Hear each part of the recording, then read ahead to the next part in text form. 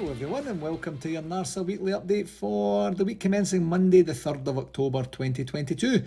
October already, wow, where does the time go? I don't know. It's Gary here again, and how ace does it actually feel to come back from an international break and put in a fantastic performance and get a great result at the same time. We're so up and down as a team thus far this season, and have experienced, not just this season, previous seasons as well, some really silly performances after international breaks. So I go into literally every game thinking that we could win, lose or draw on almost every occasion, to be honest.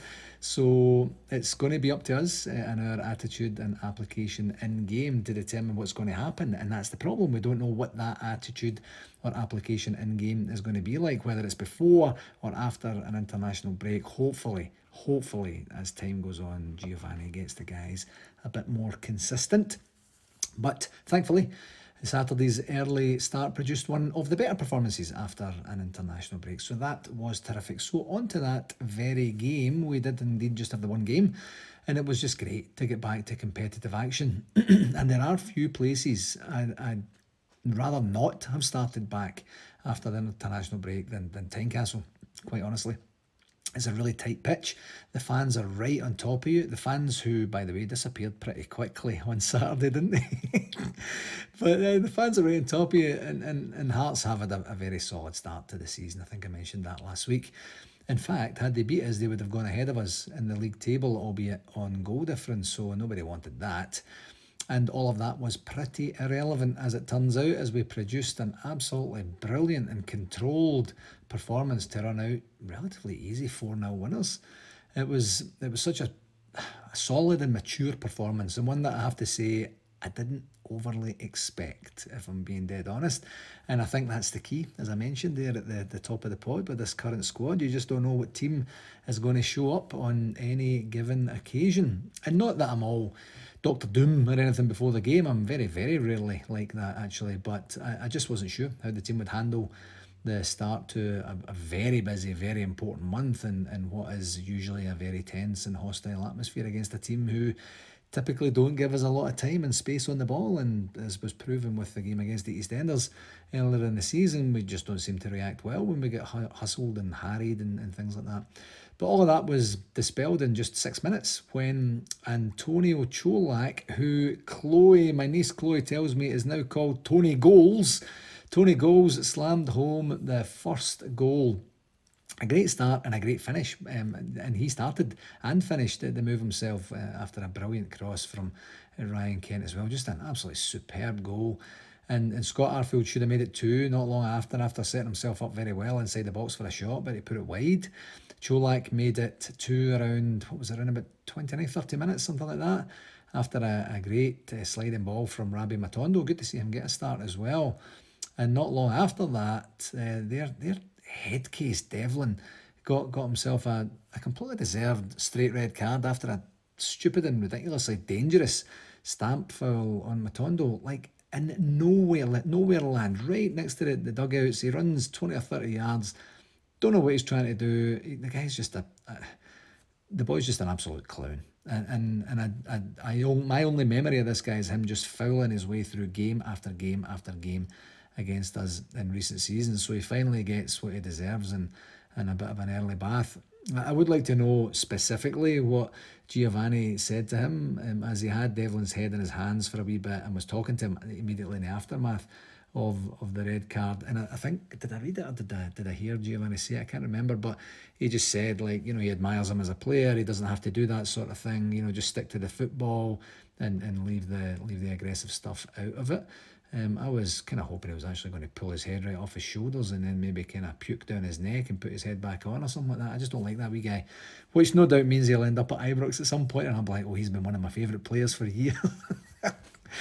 Maybe. How fickle we are. But anyway, we then scored a perfectly good third goal just before half time that was incredibly chalked off for I'm assuming it was a foul on Craig Gordon when he actually ran into his own player before Arfield tapped it in. So just an unbelievably bad decision, and one, you know, just with the timing that you just worry it might be material. And, you know, in the wider game scoreline, but thankfully it wasn't. So still nowhere near good enough from the referee, standing looking right at it, you know.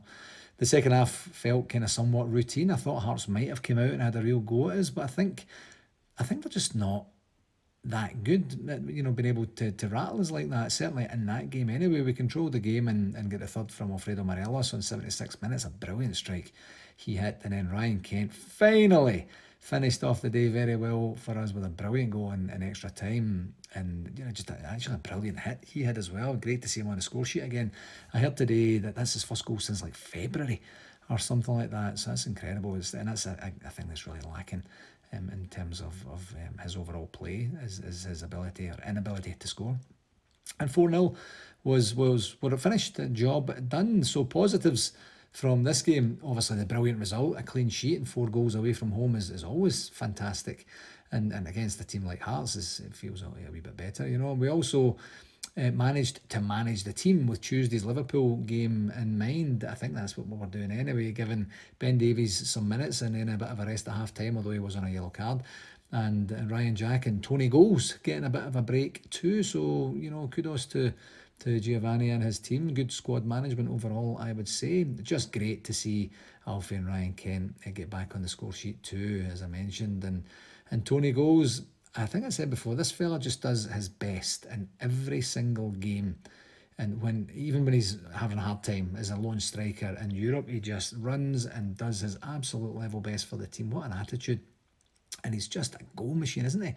And sometimes I think that contribution and goal return isn't quite being lauded enough, certainly from my vantage point here over in Canada. I'm not sure I can remember in recent times the last time that we had a striker truly hit the ground running like Cholak has. And I just went back to Marco Negri back in the late 90s, 97, who started on absolute fire, and we all thought he was going to get about 50 goals that season. I think it was like 31, 32 prior to the kind of January. And then he got the squash injury, and then the rest was history, and unfortunately not the history that we or Marco were hoping for in hindsight. But anyway, back to Tony Goals, his enthusiasm. I love that, Tony Goals, I really do. His enthusiasm, his instincts, his skill and the general all-round play is absolutely brilliant, and long may that continue for both us and him, of course. Negatives, I'm going to sound a wee bit spoiled here, but I thought we really could have put Hearts more to the sword than we did and scored more goals. And Gordon Smith on the Rangers TV commentator duties had explained that he had watched Hearts beat Motherwell. I think it must have been in their last game. I don't follow Hearts other than when we're playing them, but I think it was in the last league game before the international break, and they beat Motherwell 3-0. But he said that Motherwell could have had a number of goals before Hearts started scoring, so maybe Hearts aren't quite as good as we were anticipating. So if there was any negatives to take from the game, I would have liked us to have really went for more goals, and you know, to help reduce the goal difference at the top of the table, which is, you know, still pretty materially different right now. I think it's 12 goals or something like that right now. But I'll definitely take the 4. You know, it could have been more. And I get that we have another 8 games to manage this month, so you don't want to shoot your boat too early, I suppose. So maybe I'll just sit down and shut up about that particular one. On the referee watch, I thought overall Stephen McLean had a solid game, although he had 2 major decisions to make, and he only got one of them correct. The bigger decision, of course, was the sending off of Devlin in the first half, and he got that one absolutely superbly correct. And the second one was the one I explained a wee bit earlier with the Arfield goal. And as I said, he's just looking right at it. I've got no idea what he thought he saw. I mean, this is where VAR is going to make a massive difference, because especially, you know, if it's a goal, they will automatically check it. If it's a red card, they will automatically check it, assuming the rules are similar to what we experienced down with the English Premiership. So yeah, that'll help when we bring it in mid-season. So other than that, he didn't make any other glaring mistakes or bad calls that I can remember. So I'm going to be generous and give him a 7 out of 10. So that's 1 game of the 9 down, and we literally couldn't have got off to a better start. So we now move on, and as I mentioned last week, we have huge games in 3 different competitions, which is going to be very material to see what our season is going to shape up like. So I'm looking forward to seeing what the rest of it is. If we have 4-0s for the next 8 games, I am more than willing to accept that. Listen, or remember where you heard that first. Let's just say that. So 2 games this week, starting with tomorrow's Champions League game at Anfield against Liverpool. And I was just reading before I started recording today that we have never played Liverpool competitively in a European match, so, or maybe competitively in any match. So that's pretty exciting, and I have to say, I just love the feeling when I get to say this sort of thing, just thinking how far we've come in just 10 years, and now we have a double header against Liverpool. Liverpool been in a Champions League final 3 times out of the last 5 years, and then before we take on Ajax and Napoli afterwards. Just an absolutely incredible achievement by our wonderful club. But you know, apart from one kind of freak 9-0 result earlier in the season, Liverpool have been kind of like us, haven't they? Like, you know, below their lofty standards this season, and they succumbed to a dodgy 3-3 draw at home to Brighton on the weekend, and they were actually 2-0 down at one point, brought it back to 3-2 to them, and then lost a late equaliser. So just very unlike them. And after 7 games, they've only got 10 points, which for them must be a real shock. I mean, after 7 games, Liverpool teams of the last, 5 seasons would have 18 to 21 points by now, no doubt.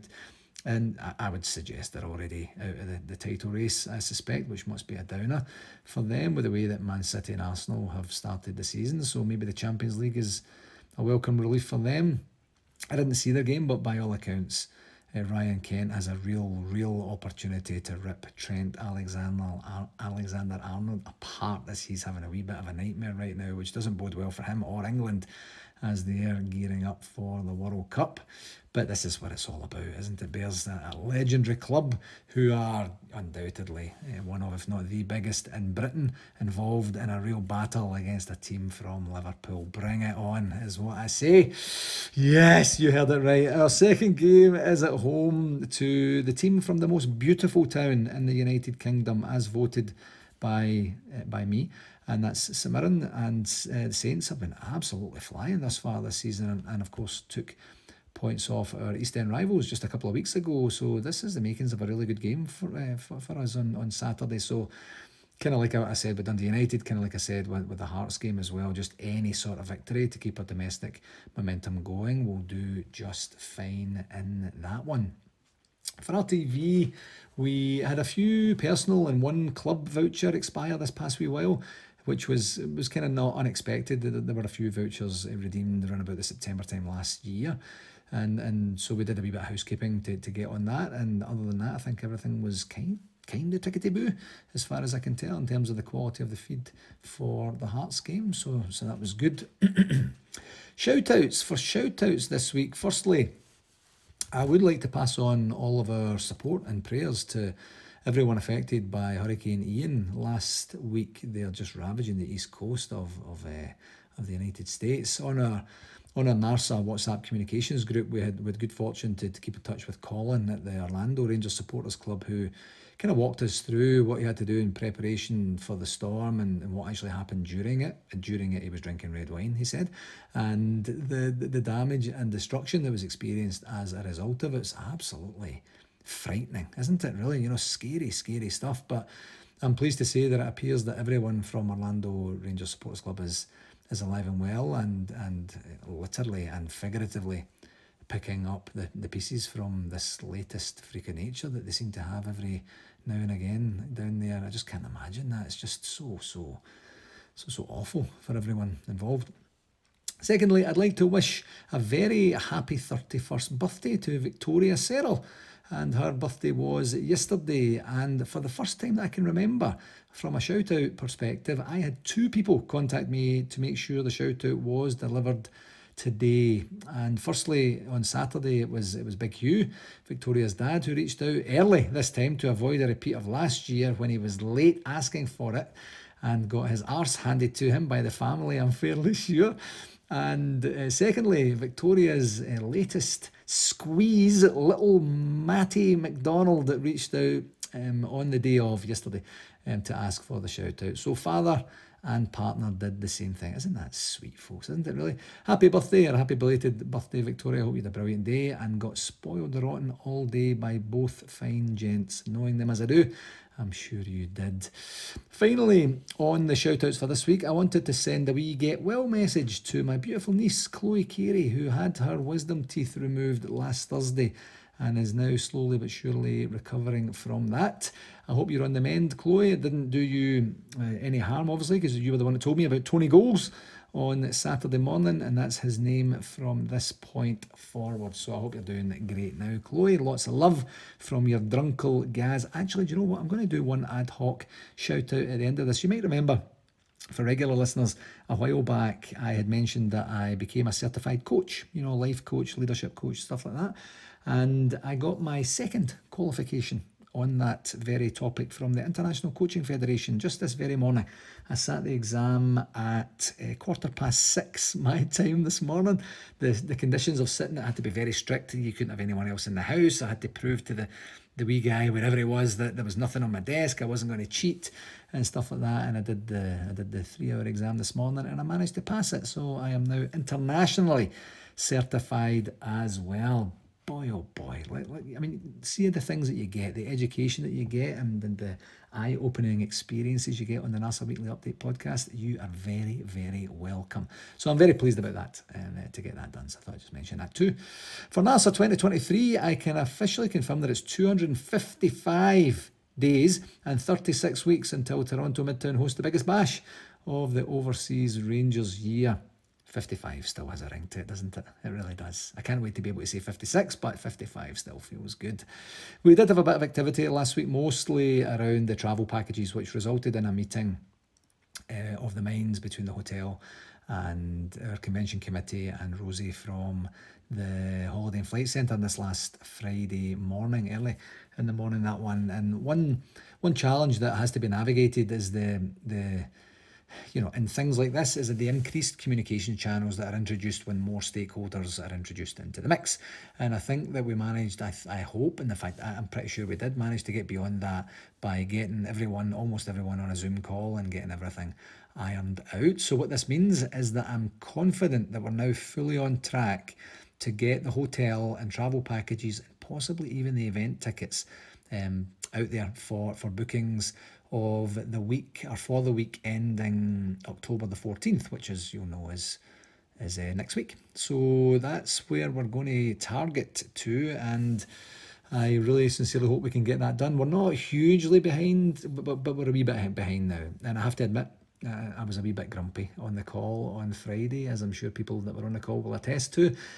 I just want to get this finalised and get it out there, and the complications that we were experiencing were mostly communication, and they're avoidable, and they're just annoying.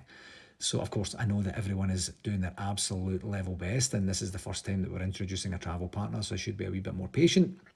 And I will be now that we have a plan in place that everyone has committed and agreed to. So more details about what you can expect in terms of the process will be discussed on next week's pod. So don't expect anything material between now and then, but we'll get you the information you need on Monday.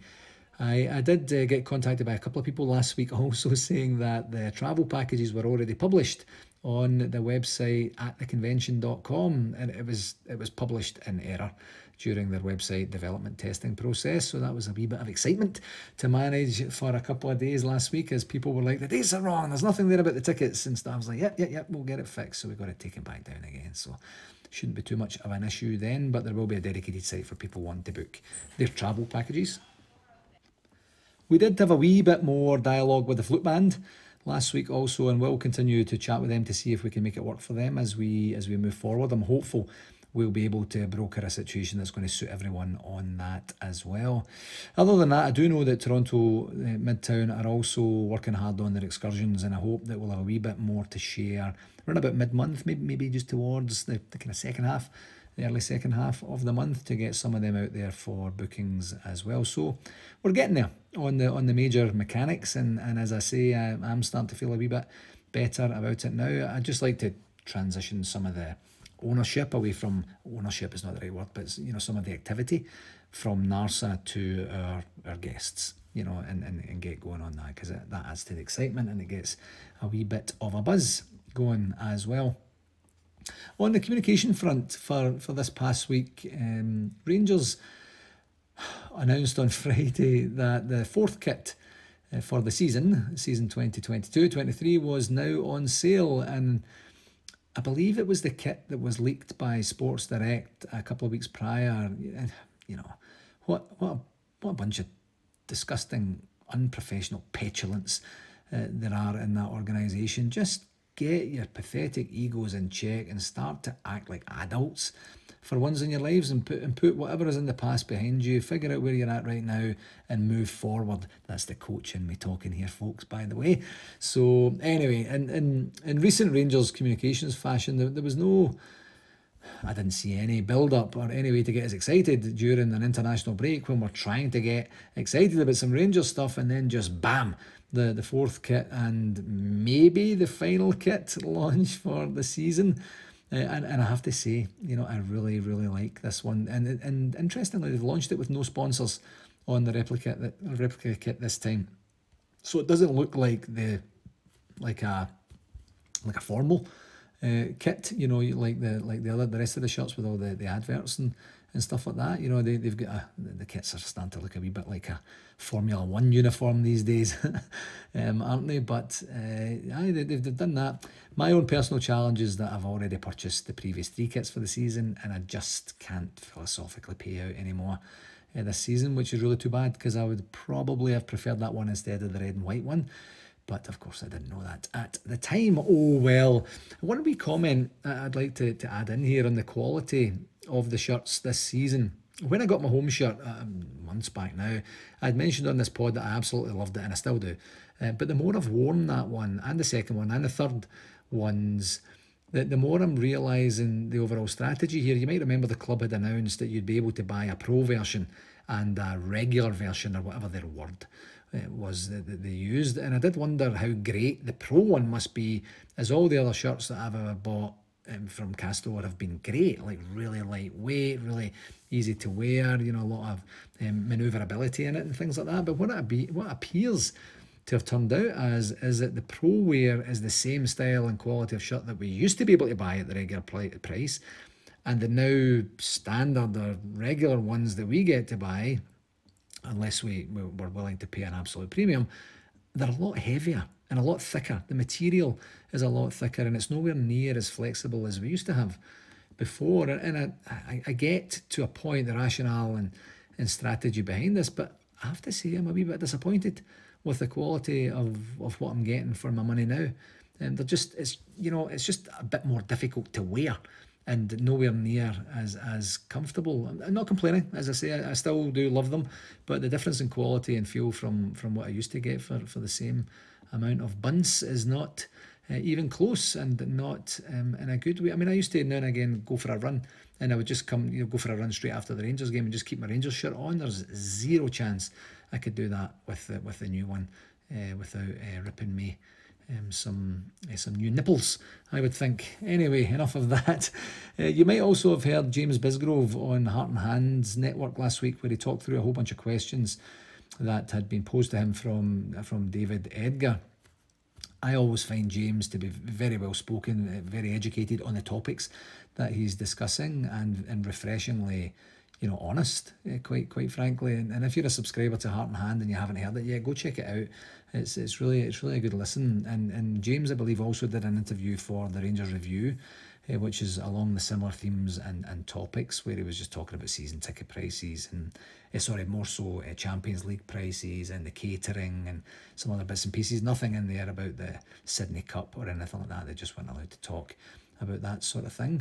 And I believe also Stuart Robertson did an interview with the Rangers Review as well, where he was actually adding a wee bit of insight in there too. I haven't read it yet, but I heard about it, where he's adding a wee bit of insight into the player trading model and who's all involved in the player trading model, and you know what that process looks like in terms of whittling it down, where the manager comes in and provides his input and things like that. So pretty fascinating. I'm going to actually check that out, and if there's anything more material to share on that, I maybe pop it in to the notes for next week as well. A quick reminder about our Rangers Football Club partners, Orange County, having their game against the Rangers official partner, Hamburg, on Tuesday the 15th of November. As I mentioned last week, the tickets are on sale for this one. Forgive me if they're sold out already. I didn't check it before I started recording, but if you're in or around the Orange County area that week, go check it out and enjoy some beer at the same time. I'll keep the link in the blurb for tonight's pod if you fancy checking that out. On the memorabilia associated with the Rangers 72 film, it literally was ready to go yesterday. We had the communications lined up, we had everything ready to go, and then I did a last minute test to make sure that the link that was on the PDF that we'll share as part of the communication actually took you to the point where you could purchase it. And I got an error message. I got an error message in every browser that I tried. So I contacted the company last night. It would have been about 11 o'clock their time last night to say, hey, we need the link fixed, or we need another link, or we need another way to communicate this information. I was hoping to hear back today, but I didn't hear back today, so I'm not going to rush them because they've been waiting for ages for me, and it's been my fault completely on this one, folks.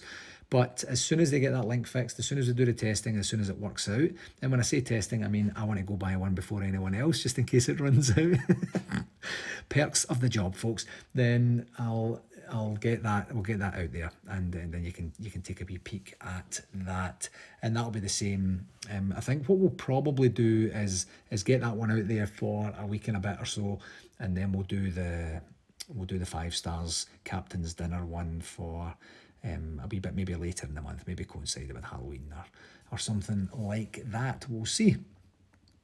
Okay, my friends, that will do it for this week. As always, I cannot thank you enough for taking the time to listen. Please do share it with whomever you think might enjoy it. And until next week, here's to collecting our first points, plural, in this season's Champions League, and continuing our domestic resurgence as this exciting month continues to throw game after game after game our way. Until next week, please do take care of yourself and all the very best. Cheerio.